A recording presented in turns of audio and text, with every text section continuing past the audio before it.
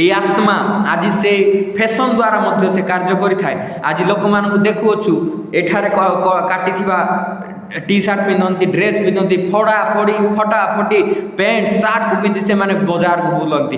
আজ এইপরি লোক মানে কার্য বুলুচ্ছেন নিজকে সে শো অফ করা সে লোক মানুষ অন্য লোক নিকটরে দেখাইবা সে অনেক পুরুষ মানে সে ঝিওর পোশাক পিঁধি অনেক ভিডিও বনাউଛନ୍ତି, অনেক ফটো উঠাউଛନ୍ତି কিংবা ঝিও মানে পুরুষর পোশাক পিঁধি সে ভিডিও বনাউଛନ୍ତି, ফটো উঠাউଛନ୍ତି, রিলস বিভিন্ন প্রকার কার্য করুଛନ୍ତି। আজির লোকমানଙ୍କର চিন্তা আজি সে নিজ জীবনকু অন্য সহিত সমান করিবা, কিন্তু কেবে মধ্য আপন লোকମାନଙ୍କ সদৃশ সমান হওয়া চেষ্টা করন্তু ନାହିଁ। কারণ প্রভু আপন মানকু সে স্পেশাল ভাবে আপন মানকু সে গড়িଅଛନ୍ତି। আজ আপন মানকর জীবন কৌশি মনুষ্য মানক দ্বারা দিয়া যায় নাই কি আপন মানে তাহাকে দেখিবে। আপন মানে তাহার আপন মানে ফলো করন্তু যে কি আপনাকে সৃষ্টি করেছে, আপনার জীবনর আপনার শরীর যে কি প্রকৃতরে হকদার অটନ୍ତି। অর্থাৎ প্রভু যীশু খ্রিস্ট সে আপন মানকর এবং মোর সৃষ্টিকর্তা। মানে তাঁকু ফলো করা দরকার। আজি গোটে স্টার সে ফটা প্যান্ট পিঁধিলা, আমি ফটা প্যান্ট পিঁধিবা ନାହିଁ। যদি সে স্টার আজি সে খালি দেহরে সে নাচুছি, আমি তা সদৃশ হয়ে আমি কার্য করিবা ନାହିଁ। আজি তার আজি অনেক আপন মানে দেখিপারিথিবে অনেক ঝিও মানে কি পুরুষর বেশক ধরি সে অনেক ঝিও মানে পোশাক সহিত নিজর হেয়ার স্টাইল কু বদলাউଛନ୍ତି। ଏହା କେତେ ଦୂର ଏହା ବାକ୍ୟ ପକ୍ଷରୁ ଠିକ୍ ଅଟେ। ଆପଣମାନେ ନିଜେ ଦେଖନ୍ତୁ।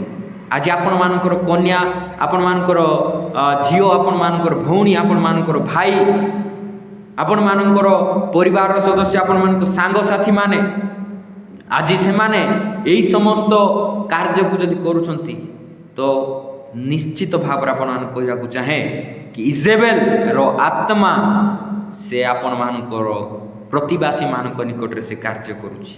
ଯଦି ଆପଣମାନେ ମଧ୍ୟ ଏହିପରି କାର୍ଯ୍ୟ କରୁଛନ୍ତି ତ ଆପଣମାନଙ୍କ ଠାରେ ମଧ୍ୟ ଇଜେବେଲର ଆତ୍ମା କାର୍ଯ୍ୟ କରୁଅଛି।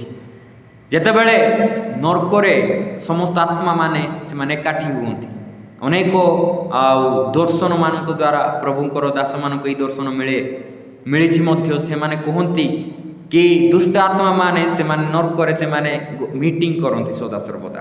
ଆଉ ସେମାନେ ସେଇ ମିଟିଂରେ ଅନେକ ପ୍ରକାରର ଆତ୍ମା ଅଛନ୍ତି। ଆପଣମାନେ ଜାଣିଛନ୍ତି ସ୍ୱର୍ଗରୁ ଲୁସିଫର ସହିତ ଅନେକ ସ୍ୱର୍ଗଦୂତମାନଙ୍କୁ, ପତିତ ସ୍ୱର୍ଗଦୂତମାନଙ୍କୁ ପକାଗଲା। ପତିତ ଅର୍ଥାତ୍ ସେମାନଙ୍କୁ ପକାଯାଇଥିବା ହେତୁ ସେମାନେ ପତିତ ହୋଇଯାଇଛନ୍ତି। ସେ ଦୁଷ୍ଟ ଆତ୍ମା ମାନେ ସେମାନେ ହିଁ ଦୁଷ୍ଟ ଆତ୍ମା ମାନେ।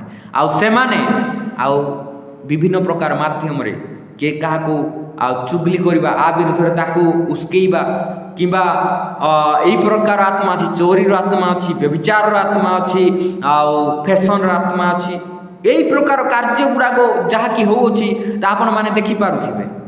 ତ ସେଥିପାଇଁ ଏହି ଦୁଷ୍ଟ ଆତ୍ମାମାନେ ସେମାନେ କ'ଣ କରୁଛନ୍ତି, ସେମାନେ ପ୍ରତ୍ୟେକ ଦିନ ସେମାନେ ଗୋଟିଏ ଜାଗାରେ ବସି ସେମାନେ ମିଟିଂ କରନ୍ତି। ସେମାନେ କଥାବାର୍ତ୍ତା ହୁଅନ୍ତି କି ଆସନ୍ତାକାଲି କ'ଣ କରିବା, କିଏ କ'ଣ କରିଲା, କିଏ କେତେ ଲୋକମାନଙ୍କୁ ସେ ପରମେଶ୍ୱରଙ୍କର ଦୃଷ୍ଟିରୁ ସେ ତଳେକୁ ପକାଇଲା, କେତେ ଲୋକମାନଙ୍କୁ ସେ ବିଦୀର୍ଣ୍ଣ କଲା, କେତେ ଲୋକମାନଙ୍କୁ ସେ ବିନାଶ କରିଲା।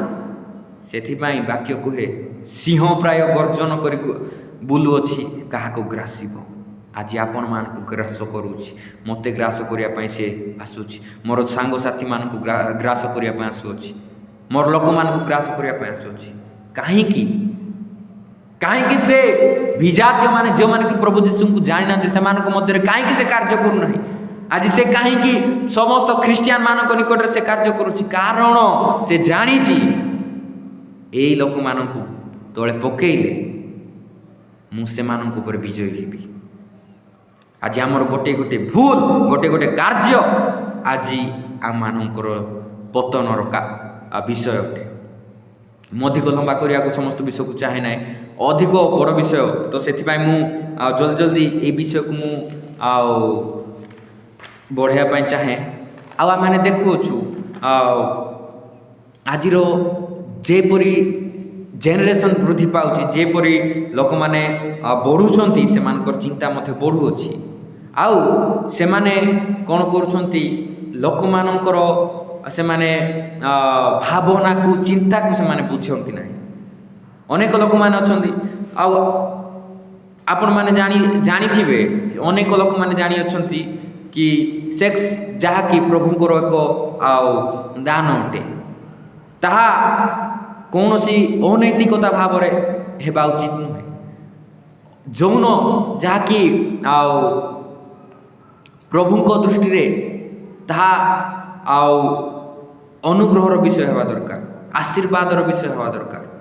କାରଣ ସ୍ୱାମୀ ସ୍ତ୍ରୀଙ୍କର ସମ୍ପର୍କ ବା ସେମାନଙ୍କର ସମ୍ବନ୍ଧ ତାହା ଦ୍ୱାରା ଏକ ସନ୍ତାନ ମଧ୍ୟ ପ୍ରସ୍ତୁତ ହୁଏ। କିନ୍ତୁ ଆଜିର ଯୁବପିଢ଼ି, ଆଜିର ଲୋକମାନେ ଏହି ସମ୍ପର୍କକୁ ସେମାନେ ଭୁଲ ଭାବରେ ସେମାନେ ବ୍ୟବହାର କରୁଛନ୍ତି। ଆଉ ଏଇ ଇଜେବେଲର ଆତ୍ମା ଅନେକ ପ୍ରଭୁଙ୍କର ଦାସମାନଙ୍କୁ, ଯେଉଁମାନେ କି ସେବା କାର୍ଯ୍ୟରେ ଥାଇକି ମଧ୍ୟ ସେମାନେ ଅନ୍ୟ ନିଜର ବିଶ୍ୱାସୀମାନଙ୍କୁ, ନିଜ ଚର୍ଚ୍ଚର ବିଶ୍ୱାସୀମାନଙ୍କୁ ସେମାନେ ଆଖି ପକାଇ ସେମାନଙ୍କ ସହିତ ଆଉ କୁକାର୍ଯ୍ୟ କରୁଛନ୍ତି, କୁକର୍ମ କରୁଛନ୍ତି। ନିଜେ ବିବାହିତ ହୋଇଥିବା ପରେ ମଧ୍ୟ ଅନ୍ୟ ସ୍ତ୍ରୀମାନଙ୍କ ପ୍ରତି ସେମାନେ ଆଉ ମନୋଯୋଗୀ ହେଉଅଛନ୍ତି।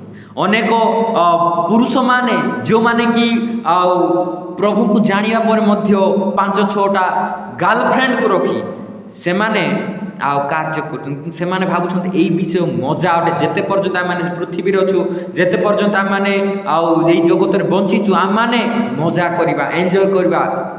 ବାସ୍, ଆପଣମାନଙ୍କର ଜୀବନର ଆପଣମାନେ ଯେତେ କାଳ ମଧ୍ୟ ଏହି ପୃଥିବୀରେ ଅଛନ୍ତି ଆନନ୍ଦର ଉଲ୍ଲାସର ସହିତ ବଞ୍ଚୁଛନ୍ତି, କିନ୍ତୁ ଯେତେବେଳେ ଆପଣମାନଙ୍କ ଠାରୁ ଆପଣମାନଙ୍କର ଜୀବନ ଚାଲିଯିବ, ତାପରେ ଆପଣମାନେ କ'ଣ କରିବେ? ଆପଣମାନେ ତାହା କେବେ ମଧ୍ୟ ଚିନ୍ତା କରୁନାହାନ୍ତି। ଆପଣମାନଙ୍କର ଆତ୍ମା କ'ଣ ହେବ? ଆପଣ କେବେ ଚିନ୍ତା କରିଛନ୍ତି? ଚିନ୍ତା କରନ୍ତୁ, ଆପଣମାନଙ୍କୁ ପ୍ରତ୍ୟେକ ବିଷୟର ଉତ୍ତର ମିଳିବ। ଆଉ ଇଜେବେଲ ଆତ୍ମା ଲୋକମାନଙ୍କ ନିକଟରେ ସେ ଆଉ ଜଣକୁ ଅନ୍ୟ ଜଣଙ୍କ ପ୍ରତି ସେ କ'ଣ କରିଥାଏ? ଅନୈତିକତାର ସମ୍ପର୍କ ବିଷୟରେ ସେ ଫିଲିଙ୍ଗସ୍, ଭାବନାକୁ ସେ ଉତ୍ପନ୍ନ କରିଥାଏ। ଆଉ ଏଇ ଆତ୍ମା ସଦାସର୍ବଦା ବିଶେଷ କରି ଆଉ ପ୍ରଭୁ ଯୀଶୁଙ୍କୁ ଜାଣିଥିବା, ତାଙ୍କର କାର୍ଯ୍ୟ କରୁଥିବା ପାଷ୍ଟରମାନଙ୍କୁ ବା ପ୍ରଚାରକମାନଙ୍କୁ କିମ୍ବା ଅଧିକ ବିଶ୍ୱାସ କରୁଥିବା ବିଶ୍ୱାସୀମାନଙ୍କ ମଧ୍ୟରେ କାର୍ଯ୍ୟ କରିଥାଏ। ସେଥିପାଇଁ ଆଜି ଅନେକ ଲୋକମାନେ, ଦାସମାନେ ସେମାନେ ତଳେ ପଡ଼ୁଛନ୍ତି। ଅନେକ ପାଷ୍ଟରମାନେ ସେମାନଙ୍କର ପଦକୁ ସେମାନେ ଠିକ୍ ଭାବରେ ବ୍ୟବହାର ନ କରିପାରି ସେମାନେ ଆଉ ତଳେ ପଡ଼ିଯାଉଛନ୍ତି। ଅନେକ ପ୍ରଚାରକମାନେ ସେମାନେ ଠିକ୍ ଭାବରେ ଏହି ବିଷୟକୁ ନ ବୁଝି ସେମାନେ କାର୍ଯ୍ୟ କରୁଥିବା ହେତୁ ସେମାନଙ୍କ ଜୀବନରେ ଆଉ ସଦାସର୍ବଦା ଏହି ଆତ୍ମା କାର୍ଯ୍ୟ କରୁଅଛି। ତ ଏଥିପାଇଁ ଆଉ ଆମମାନେ ଯେତେବେଳେ ଦେଖିବା ଏଇ ସମସ୍ତ ବିଷୟ, ଆଉ ଗୋଟେ ମନୁଷ୍ୟ ନିଜ ଇଚ୍ଛାରେ ସେ କରେ ନାହିଁ। ଯୌନ ସମ୍ପର୍କ, ଅନୈତିକତା ଯୌନ ସମ୍ପର୍କ କେ ମଧ୍ୟ ନିଜ ଇଚ୍ଛାରେ ହୁଏ ନାହିଁ। ଏହା ନିଜର ଇଚ୍ଛା ଶକ୍ତିର କାର୍ଯ୍ୟ ନୁହେଁ।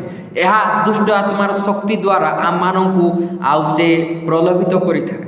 ଯେ ପ୍ରକାର ହବା ସେ ଆଉ ସେଇ ସତ୍ ଜ୍ଞାନଦାୟକ ବୃକ୍ଷର ଫଳ ପ୍ରତି ସେ ମନଲୋଭୀ ହେଲା, ପ୍ରଲୋଭିତ ହେଲା। ତାହାକୁ ଦେଖି ସେ ଆଉ ନିଜ ଜୀବନରେ ସେ ଫିଲିଙ୍ଗସ୍ ସେ ଉତ୍ପନ୍ନ କଲା କି ଏହା ଉତ୍ତମ ଅଟେ।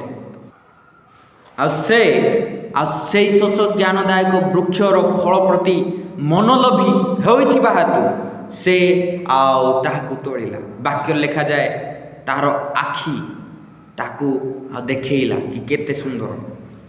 ତାହାର ଆଜି ଆପଣମାନେ ଜାଣିଛନ୍ତି, ଯେତେବେଳେ ଆମମାନେ ଗୋଟେ ପୁରୁଷ କିମ୍ବା ଗୋଟେ ସ୍ତ୍ରୀକୁ ଆମମାନେ ଦେଖିବା, ଗୋଟେ ପୁରୁଷ ହୁଏତ ସେ ଗୋଟେ ଝିଅକୁ ଯେତେବେଳେ ଦେଖୁଛି, ଗୋଟେ ପୁଅ ଯେତେବେଳେ ଗୋଟେ ଝିଅକୁ ଦେଖୁଛି, ପ୍ରଥମ ନଜର ତା ପାପ ନୁହେଁ, କିନ୍ତୁ ଦ୍ୱିତୀୟ ନଜର ପାପର ସୃଷ୍ଟି ଅଟେ। ଗୋଟେ ଥର ଦେଖିଲା ତାହା କିଛି ନୁହେଁ, କିନ୍ତୁ ଦ୍ୱିତୀୟ ଥର ଯଦି ସେ ବିଷୟକୁ ସେ ଦେଖୁଅଛି, ତାହେଲେ ତାହାର ମଧ୍ୟରେ ପାପ ଉତ୍ପନ୍ନ ହେଉଅଛି। ଏହି ସମସ୍ତ ବିଷୟ କିଏ କରୁଛି? ଆପଣମାନଙ୍କର ଇଚ୍ଛା ଶକ୍ତି ଦ୍ୱାରା ଏହା ହୁଏ ନାହିଁ। ଏହାର ପଛରେ ଏକ ଦୁଷ୍ଟ ଆତ୍ମା କାର୍ଯ୍ୟ କରୁଅଛି, ଯାହାକି ଆପଣମାନଙ୍କର ବିନାଶର विषय अटे जेतेबेले आम मैंने प्रकाशित वाक्य तार 12 पर्व 15 पद आम मैंने देखा सेठार मैंने देखु गोटे नारी से निजर संतान को आउ से बचाई चेष्टा करुच्ची आउ गोटे सर्प से तार मुखरू से जल निर्गत करी से ताकू आउ मारिया चेष्टा करुच्ची आज जलर प्रतीक मध्य शैतान अटे आज जलर आउ प्रतीक जे शैतान से जल द्वारा अनेक विषय का माने शैतान विषय का माने जानीपर जहाँकि भिजुआल शक्ति बा तार अनेक विषय अच्छे जहाँकि मु आगामी दिन मानक आगामी भिडियो रे मु कहवाई चाहे कारण ये विषय मु अनेक लंबा हम मुझे विषय को कहवा चाहूना कारण आई भिडियो रे हे तो अधिक समय लगुच तो से मते क्षमा करेंगे किंतु मु आपण मानक निकट रे भिडियो को बहुत दिन पूर्व आने चेष्टा करुली तो आम जिते बड़े देखुचु कि एफिसियो तार 2 पर्व 2 पदरे आई प्रकार भाव लिखा जाए ओडिया बाइबल रे आपण माने पढ़िबे सेठारे आपण माने आकाशर अधिकारी भाव ताकू लिखा जाए किंतु आपण माने जदि इंग्लिश बाइबल को पढ़िबे सेठारे एआर बा वायु बा पवन माध्यम रे पवनर अधिकारी बा वायुर अधिकारी बोली मध्य कहा जाए आपण माने देखि पारुथिबे आजिकार जगत